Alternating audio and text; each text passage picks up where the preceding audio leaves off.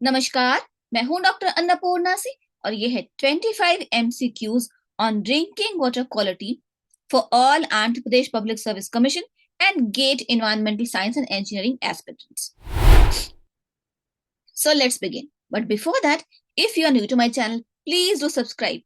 And if you like this video, please share it with at least 3 friends or WhatsApp groups as Guru Dakshina. तो अगर आप मेरे channel पर नए हैं तो इस प्रैक्टिस टेस्ट के लिए और ऐसे कई एमसीक्यू वीडियोस के लिए मेरे चैनल को सब्सक्राइब करना ना भूलें. और अगर ये वीडियो आपको पसंद आए तो गुरु दक्षिणा के तौर पे कम से कम 3 और दोस्तों या व्हाट्सएप ग्रुप्स को जरूर शेयर करें. Question number 1. Dental cavities and tooth decay in children results from drinking water that lacks. Dental cavities मतलब दांत में जो हो जाता है खड्डा और दांत जो खराब होने लगता है, बच्चों में अक्सर होता है. अगर वो ऐसा पानी पीते हैं जिसमें किसी एक चीज की कमी होती है, वो चीज क्या है?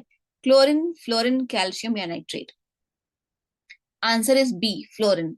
तो ड्रिंकिंग वाटर में 1 पार्ट पर मिलियन तक फ्लोरीन होना चाहिए ताकि दांतों को और ताकत मिल सके. जब फ्लोरीन ज्यादा हो जाता है तो भी प्रॉब्लम है और फ्लोरीन कम हो जाता है तो भी प्रॉब्लम है. So fluorine has to be there in drinking water, but it should not be beyond a certain limit and it should not be less than a certain limit. Question 2. What are the acceptable and maximum permissible limits of sulfate in household water supplies per BIS? Now BIS stands for Bureau of Indian Standards. तो Bureau of Indian Standards ने कुछ limits दिए हैं. एक होता है acceptable limit, मतलब यहां तक जो है जरूरत है उसमें, या यहां तक एक्सेप्टेबल है. ट्रीटमेंट के बाद भी अगर यहाँ इतना होता है कंटेमिनेंट या कुछ भी एलिमेंट तो ठीक है. और एक होता है मैक्सिमम परमिसिबल लिमिट, कि अगर पानी को ठीक से ट्रीटमेंट करने का कोई साधन नहीं भी है तो भी उस पानी को ड्रिंकिंग वाटर के तौर पे पिया जा सकता है अगर उसमें उस पर्टिकुलर एलिमेंट की या कंटेमिनेंट की जो मात्रा है वो मैक्सिमम इतनी ही है, उससे ज्यादा नहीं है. तो एक होता है एक्सेप्टेबल विच इज ओके, एक होता है permissible which is only okay when there is no other alternate treatment method available. ठीक है, that's the difference between acceptable and permissible. So now the question is, what is the acceptable and maximum permissible limit of sulfate in household water supplies? Household water supplies means drinking water supply. 100 and 200 milligram per liter respectively, 200 and 400 milligram per liter respectively, 150 and 250 milligram per liter respectively, या 200 से 300 milligram per liter respectively. The answer is B, 200 and 400 milligram per liter respectively. तो अगर sulphate 200 milligram पर litre या उससे कम है तो वो एक्सेप्टेबल है ट्रीटेड ड्रिंकिंग वाटर में भी. मगर अगर कोई दूसरा ट्रीटमेंट का मेथड अवेलेबल नहीं है और पानी का वो एक ही स्रोत है तो भी अगर उसमें 400 ml तक या 400 मिलीग्राम पर लीटर तक सल्फेट है तो उसको पिया जा सकता है, पर उससे ज्यादा है तो उस पानी को बिल्कुल नहीं पीना चाहिए. इसका यही मतलब है. Question 3. What is the acceptable limit for chloride in drinking water supply per BIS? Again, Bureau of Indian Standards. Acceptable limit क्या है क्लोराइड का पानी पीने के पानी में BIS के द्वारा जो लिमिट दी गई है एक्सेप्टेबल? 100 मिलीग्राम पर लीटर, 200 मिलीग्राम पर लीटर, 500 मिलीग्राम पर लीटर या 250 मिलीग्राम पर litre? Answer is D. 250 milligram per liter is the acceptable limit of chloride in drinking water supply per the Bureau of Indian Standards. Okay. Question number 4. What are the acceptable and maximum permissible limits for total hardness in drinking water per BIS? तो acceptable और maximum permissible limit का मतलब तो मैं आपको समझा चुकी हूँ. तो अब total hardness के बारे में है ये क्वेश्चन कि BIS ने कितना acceptable और maximum permissible limit सेट किया है. 200 and 500 milligram per liter, 400 and 500 milligram per liter, 200 and 600 milligram per liter या 300 and 400 milligram per liter respectively. Answer is C, 200 and 600 milligram per liter respectively. Question number 5. A pathogen that could be present in fecal matter is. ऐसा एक pathogen जो faecal matter में present हो सकता है. Escherichia coli, E coli, vibrio cholerae, both A and B या D, none of these? इसका सही उत्तर है बी, विब्रियो कॉलरी. इकोलाई जो है वो फीकल मैटर में प्रेजेंट होता है पर वो पैथोजेनिक नहीं होता है. E coli is just the indicator of fecal matter in a water sample. It's not a pathogen. Vibrio cholerae is a pathogen. Question number 6. Water is declared contaminated if it contains which of the following, TDS, TSS, pathogens या heavy metals? Correct answer is C, pathogens. पानी को contaminated तब कहते हैं जब उसमें pathogenic bacteria या कोई भी तरह के माइक्रोब्स होते हैं। Total dissolve solids, total suspended solids के प्रेजेंस की वजह से पानी को कंटामिनेटेड नहीं कहते हैं। कहते हैं इसको इसलिए क्योंकि पैथोजेंस होते हैं। क्योंकि अगर एक आंसर चुनना है तो हम पैथोजेंस कह सकते हैं। Question 7, when is water termed safe? पानी को पीने के लिए सुरक्षित कब माना जाता है? Water free from pathogens, water free from taste, water does not have turbidity, या वाटर हैज नो कलर? तो टेस्ट, टर्बिडिटी और कलर जो है वो किसी भी चीज का इंडिकेटर हो सकता है। उसका मतलब हमेशा ये नहीं है कि वो पानी गंदा ही है। पर अगर उसमें पैथोजेंस है तो सर्टनली वो पानी कंटेमिनेटेड है, गंदा है, और उसको पीने से आपको बीमारियां हो सकती है। तो अगर सेफ चाहिए तो पानी को पैथोजन से फ्री होना बहुत जरूरी है। Water could be termed safe only if it is free from pathogens. Taste, turbidity, and color could be present because of multiple reasons, but when pathogen is present, it certainly can make you sick. So don't drink water which has pathogens in it. Question 8. When is water called polluted? तो पानी को दूषित कब, प्रदूषित कब कहते हैं?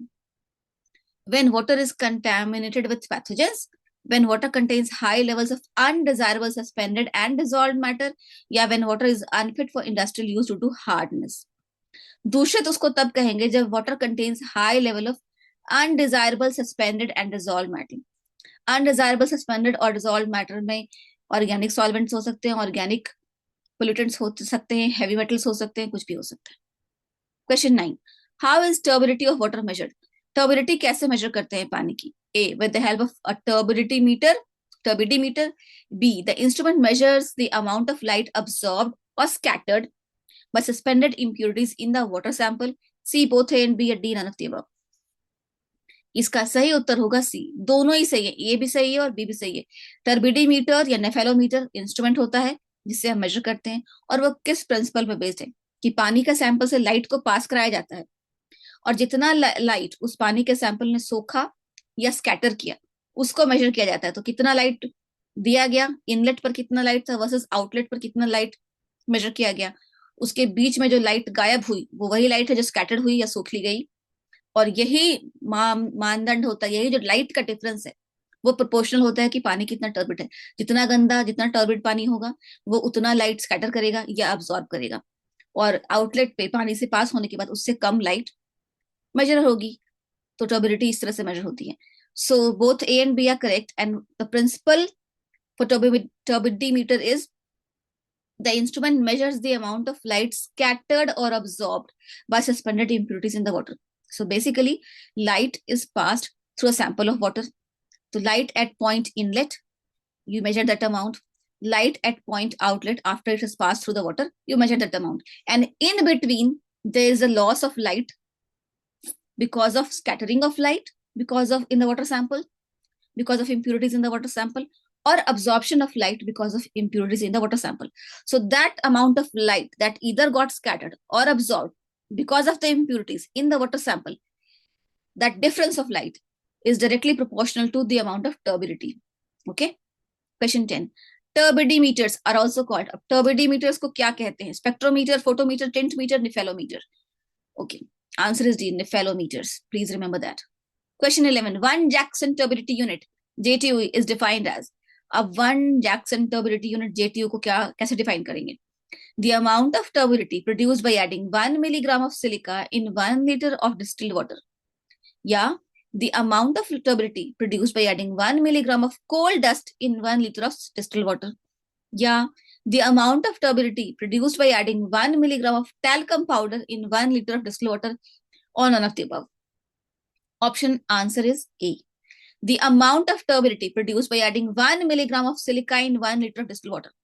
तो 1 मिलीग्राम ऑफ सिलिका, या जिसको आप सैंड या SiO2 कहते हैं केमिस्ट्री में, उसको 1 लीटर पानी में आप डिसॉल्व करेंगे और उससे कितनी टर्बिडिटी होगी? जितनी टर्बिडिटी उससे होती है उसको कहते हैं 1 जैक्सन टर्बिडिटी यूनिट। ठीक है, और उस हिसाब से question 12. What is the permissible limit of turbidity per BIS, Bureau of Indian Standards? अब BIS का जो परमिसिबल लिमिट है टर्बिडिटी के लिए वो कितना है? 5 जैक्सन turbidity unit. ठीक. Question 13. Which turbidity meter is used to measure lower values of turbidity 0 to 5 parts पर मिलियन। तो जो लोअर वैल्यू ऑफ टर्बिडिटी है 0 to 5 पार्ट्स पर मिलियन, बेसिकली ड्रिंकिंग वाटर का जो टर्बिडिटी है, उसको मेजर करने के लिए कौन सा डिवाइस इस्तेमाल होता है? बेलीज टर्बिडिटी मीटर, बेलीज टर्बिडी मीटर, ठीक है। Question 14, apparent color is when the water appears colored due to, apparent color क्या होता है? A, dissolved heavy metals, for example iron. B, turbidity caused by suspended solids. C, all sorts of dissolved matter including blood. या D, all of the above. Answer is B, turbidity caused by suspended solids. तो apparent color क्या होता है? मतलब वो colour जो सच में नहीं है लेकिन दिख रहा है। apparent का मतलब दिखने वाला। तो वो apparent कलर कब कहा जाएगा? जब टर्बिडिटी होती है पानी में सस्पेंडेड सॉलिड की वजह से, कि जो पानी में तैर रहे हैं सॉलिड्स, तो वो कुछ रंग के होंगे ना, जनरली मटमैला या हल्का पीला रंग का होता है वो, तो उसकी वजह से पानी में कलर दिखता है, तो उसको एपरेंट कलर कहते हैं। एपरेंट कलर और ट्रू कलर में डिफरेंस होता है, वो हम आगे देखेंगे। Question 15, how is one colour that is true unit defined? One colour unit true colour का कैसे डिफाइन किया जाता है? The colour given by 1 milligram of chloroplatinate ions in 1 liter of distilled water. तो क्लोरोप्लेटिनेट आयंस 1 मिलीग्राम को अगर 1 litre distil water में dissolve करेंगे तो जितना कलर देगा वो होगा 1 colour unit, 1 true colour unit, ठीक है। B, the colour given by 1 milligram of silicon dioxide in 1 liter of distilled water.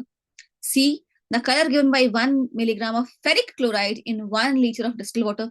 या D, none of the above. सही उत्तर है A, the colour given by 1 milligram of chloroplatinate ions in 1 liter of distilled water. ये important है क्योंकि ये जो दूसरा है colour given by 1 milligram of silicon dioxide, ये टर्बिडिटी का मेजर है, कलर का नहीं, ट्रू कलर होना चाहिए। तो वो होगा colour given by 1 milligram of chloroplatinate ions in 1 liter of distilled water. Question 16, what is the difference between true colour and apparent colour? अभी मैंने डिस्कस किया था कि ट्रू कलर और एपरेंट कलर में फर्क होता है, तो क्या फर्क है? सोचिए। The colour given bye dissolved solids और liquids is true color while the color given by suspended impurities is apparent color. तो जब पानी के अंदर डिसॉल्व हो गई जो चीज, सॉलिड हो या लिक्विड हो, उसकी वजह से जो रंग है वो ट्रू कलर है। पर जो पानी में सस्पेंडेड इम्प्योरिटीज है, सिलिका वगैरह, उसकी वजह से अगर पानी मटमैला या लाइट येलो, लाइट ब्राउन दिख रहा है तो वो एपरेंट कलर है। Question 17, what are the acceptable and permissible limits of color for domestic water supply per BIS? तो अब कलर का एक्सेप्टेबल और परमिसिबल लिमिट डोमेस्टिक वाटर मतलब ड्रिंकिंग वाटर के लिए क्या है? 5 to 15 ppm, 10 to 15 ppm, 20 to 25 ppm या 40 to 50 ppm? Answer is a, 5 to 50 ppm। 5 ppm है एक्सेप्टेबल लिमिट और 15 ppm है permissible limit, okay. Question 18, the specific conductivity of water is a measure of. Specific conductivity जो पानी में होता है वो किस चीज का माप होता है? TDS, TSS, dissolved organic matter या dissolved salts? Answer is dissolved salts। Conductivity जो होता है वो dissolved salts की वजह से होता है, तो ज्यादा कंडक्टिव है वाटर मतलब पानी में salts dissolved ज्यादा हैं। And conductivity increases with temperature, जितना तापमान बढ़ेगा कंडक्टिविटी पानी की बढ़ेगी। Question 19, suppose a water sample has some odour. अब पानी का एक सैंपल है, उसमें कुछ ओडर है, गंध है। To make the odor barely detectable by human nose, it is diluted to 10 times its original volume. What will be the threshold odor number? पानी में दुर्गंध थी, उस दुर्गंध को दूर करने के लिए हमारे पास और कोई उपचार नहीं था, तो हमने पानी को डाइल्यूट कर दिया, उसको 10 गुना पानी बना दिया। 1 लीटर पानी में 9 लीटर और मिला के हमने उसको 10 लीटर पानी बना दिया। अब जो उस पानी की दुर्गंध है वो हम हार्डली डिटेक्ट कर सकते हैं कि पता नहीं चल रहा है। तो ऐसे में जो थ्रेशोल्ड ओडर नंबर है उस पानी का वो क्या होगा? आंसर है 10। जितना गुना हम उस पानी को डाइल्यूट करेंगे ताकि उसका जो ओडर है वो हार्डली हम नाक से सूंघ के पता लगा सके, उस पॉइंट को जितना गुना डाइल्यूट हुआ उसको कहते हैं threshold odour number. So the amount of dilution, like the n times dilution that we need to do to reduce the odor of any water sample to a level that is barely detectable by human nose, it's called a threshold odor number. So if you dilute to 10 times, the threshold odor number will be 10. Okay. Question 20. Rain water or any natural water is always slightly acidic due to the presence of. तो rain water या कोई भी natural पानी है वो थोड़ा acidic होता है. क्यों होता है एसिडिक? क्योंकि उसमें होता है ऑक्सीजन या कार्बन डाइऑक्साइड या सल्फर डाइऑक्साइड या Knox. Now, sulfur dioxide and NOx are present in polluted environments only. Oxygen and carbon dioxide both are present in clean environments also. And oxygen doesn't cause acidity. Carbon dioxide does. So answer is B. तो sulphur dioxide और Knox तो सिर्फ polluted environment में ही होगा, पर जो natural environment है, जो अनपोल्यूटेड है, उसमें भी पानी स्लाइटली एसिडिक हो जाता है, क्योंकि उसमें कार्बन डाइऑक्साइड हमेशा घुला होता है, क्योंकि कार्बन डाइऑक्साइड एटमॉस्फेयर में हमेशा होता है. Question 21. What is EDTA used for in water analysis? EDTA किस तरह के एनालिसिस में काम आता है? A. To estimate BOD, biochemical oxygen demand. To estimate COD, chemical oxygen demand. To estimate total hardness of water या to estimate DO. सही उत्तर है C. To estimate total hardness of water. EDTA का full form भी कभी कभी पूछा जा सकता है. So full form of EDTA is ethylene diamine tetraacetic acid. Okay. Question 22. Methemoglobinemia is a disease caused by. Methemoglobinemia एक बीमारी है, अक्सर बच्चों में पाई जाती है. क्यों होता है? Due to nitrate pollution in drinking water, sulfate pollution in drinking water, contamination of water, या heavy metals in drinking water. It is caused by nitrate pollution in drinking water. Question 23. Water having more than 2.5 milligram per liter of copper may damage which of the following? किसी पानी में अगर 2.5 milligram पर litre से ज्यादा अगर copper है, उससे क्या नुकसान होता है? किडनी, लंग्स, लिवर या teeth? C, liver. 24. What kind of toxicity is caused by barium pollution in drinking water? Barium एक तरह का मेटल है. वो जब ड्रिंकिंग वाटर में होता है तो किस तरह का टॉक्सिसिटी होता है, क्या प्रॉब्लम होती है? A. Kidney dysfunction. B. Hypokalaemia, reduction in blood potassium levels. C. Muscle weakness and hypertension. D. Paralysis in extreme cases. Or E. All of the above. Answer is E. All of the above. Barium एक highly toxic element है, उससे ये सभी कुछ problem होती है. What are the acceptable and permissible limits of fluorine in drinking water per the BIS standards? तो bureau of Indian standards के तहत फ्लोरिन का एक्सेप्टेबल और परमिसिबल लिमिट ड्रिंकिंग वाटर में क्या होता है? 1 and 2 milligram per liter respectively, 1 and 1.5 milligram per liter respectively, 4 and 5 milligram per liter respectively, या 5 and 10 milligram per liter respectively. सही उत्तर है बी, 1 and 1.5 milligram per liter respectively. Fluorine एक बहुत ही इंपॉर्टेंट एलिमेंट है. इसका ड्रिंकिंग वाटर में होना बहुत जरूरी है, लेकिन बहुत ही स्मॉल अमाउंट में, 1 मिलीग्राम पर लीटर में. अगर उससे ज्यादा बढ़ जाएगा तो फिर फ्लोरिन से हड्डियों का नुकसान हो जाता है. तो फ्लोरिन बहुत ही स्मॉल अमाउंट में चाहिए, और अगर थोड़ा भी ज्यादा हो जाएगा तो वो टॉक्सिक भी हो जाता है. So fluorine is always needed in your food supply, in your water, in very small amounts. The moment it grows beyond that small amount, it could be a problem. So 1 is the acceptable limit and 1.5 milligram per liter is the permissible limit. So once it crosses this limit, it can cause problems in your teeth and bones. आज के लिए इतना ही. मिलती हूँ आपसे अगले MCQ videos में.